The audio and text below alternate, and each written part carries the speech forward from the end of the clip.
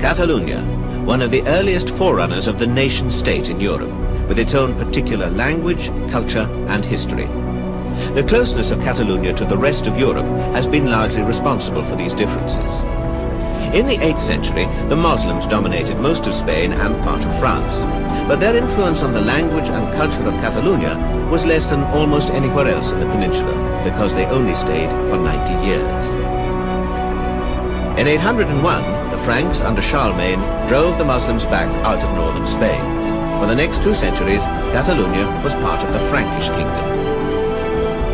While the rest of Spain looked south to the Arab world, Catalunya looked north to Europe.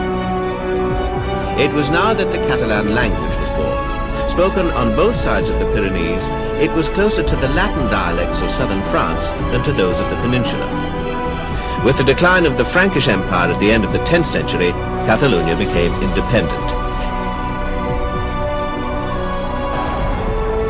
Foi há 3 séculos, em 11 de setembro de 1714, que a Catalunha perdeu seu status de Estado próprio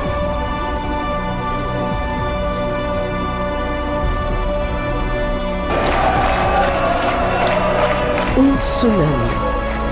Foi assim que a imprensa europeia descreveu a multidão que se estendia por mais de 3 quilômetros pelas ruas de Barcelona, com uma mensagem clara e surpreendente: Catalunha, um novo estado da Europa.